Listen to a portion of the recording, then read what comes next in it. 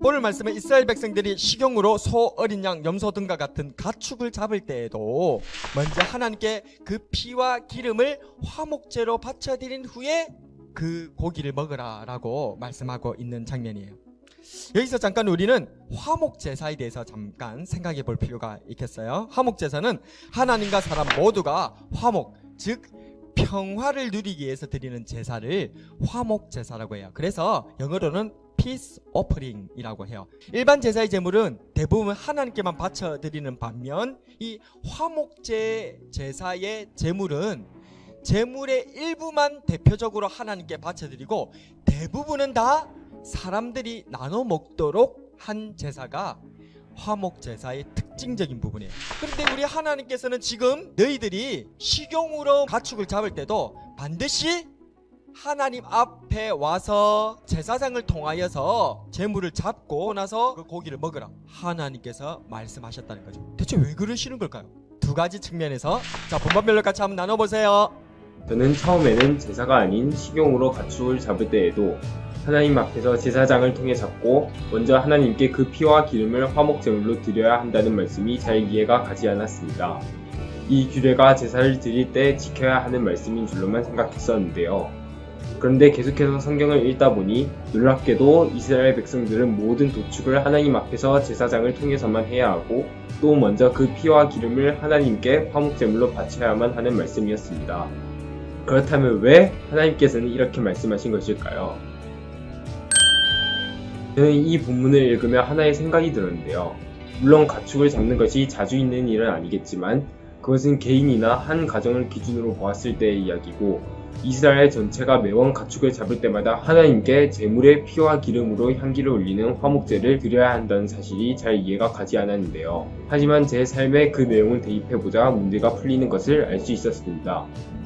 옛날에 이스라엘 사람들에게는 조금 번거로운 일이었다 할지라도 현대에 살고 있는 저에게는 식전 기도로 하나님께 감사 기도를 올려드리는 간단한 행위도 빼먹어서 하나님께서 제게 꾸짖으시는 본문으로 다가왔는데요.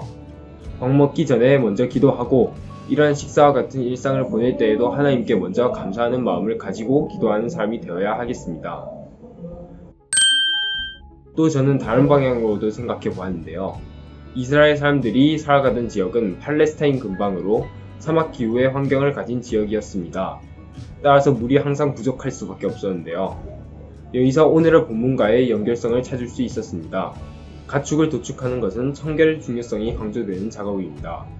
따라서 전문적인 사람이 작업하지 않으면 쉽게 부패될 수 있었고 이로 인해 식중독 등 질병이 발생할 수 있었을 겁니다. 물이 없는 지역이기 때문에 식물을 재배할 수도 없고 어쩔 수 없이 동물을 먹어야 하지만 제대로 씻어내지도 못하니 위생의 문제가 크게 다가올 수밖에 없었을 것입니다. 따라서 제사장이 가축을 도축하는 것은 가축을 거룩히 만드는 과정이면서도 이스라엘 백성들을 위생적으로 돌보시는 하나님의 사랑의 배려였다는 것을 깨닫게 되었습니다. 이처럼 하나님의 말씀은 제가 미처 그 깊은 속뜻을 깨닫지 못했다 할지라도 분명 저를 향한 사랑의 메시지라는 것을 다시금 확신하게 되는 시간이 되었습니다. 박수.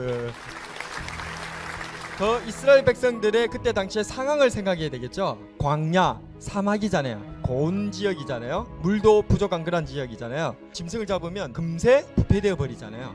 근데 아무나 무자격자들이 아무데나 막 고기를 잡고 먹다 보면 위생상 굉장히 문제가 발생을 할 수가 있죠. 자기만 그렇게 문제가 발생하면 되겠지만은 전염병이 퍼지게 되어지면 다 굉장한 위기에 빠지게 되잖아요. 그러니까 하나님께서는 어떻게 하신 거예요? 아무데나 무자격자들이 짐승을 잡도록 못하게 하고 하나님 앞 제사장 앞으로 가져오도록 한 거예요. 우리는 일반적으로 제사장이라고 하면 제사 드리는 사람이잖아요. 그런데 지금 오늘 본문을 통하여서 이 제사장이 또 하는 일이 뭐인 것이에요? 도축자라는 거예요. 하나님께서 짐승을 도축하는 자격자로 누구를 세운 거예요? 제사장을 세운 거예요. 또 제사장이 하는 일이 하나 더 있어요. 지난 시간에 나병이 퍼질 때 관리하고 확인하고 치료할 수 있는 사람들이 누구였어요? 제사장들이었죠. 의사죠. 제사장은 사실상 쓰리잡을 하고 있었던 거예요. 제사장은 제사를 집례하는 사람일 뿐만 아니라 의사의 역할들도 감당하고 있었고 도축 관리 전문가 같이 감당하고 있더라는 거야. 또 하나 영적인 의미가 있습니다. 우리가 먹을 때마다 항상 하나님과의 화목함에 대해서 생각하고 이웃들과의 화목에 대해서 생각하고, 그래서 우리 예수님께서 이렇게 기도하라 라고 우리에게 가르쳐주신 주기도문 있죠? 오늘 우리에게 일용할 양식을 주셨고, 오늘 나에게 아니죠, 우리에게 내가 먹을 양식이 충분하다 할지라도 우리 주변에 일용할 양식이 없는 사람이 있다면 나눠줘야 되는 거예요. 그래서 우리 모두가 같이 먹을 양식이 있도록 하라는 거예요. 이게 바로 화목제물이에요.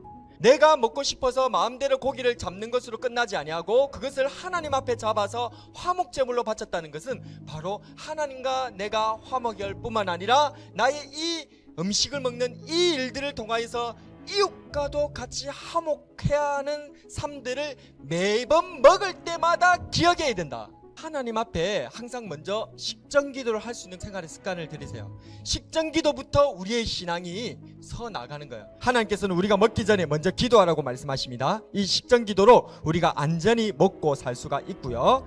무엇보다도 먹을 때마다 하나님을 기억하고 감사하게 하시고 또 우리의 어려운 이웃들을 돌아보면서 같이 잘 살게 하시는 식전기도로서 실천해 나가는 우리 중고등부 모두가 다 되기를 주님의 이름으로 축복합니다.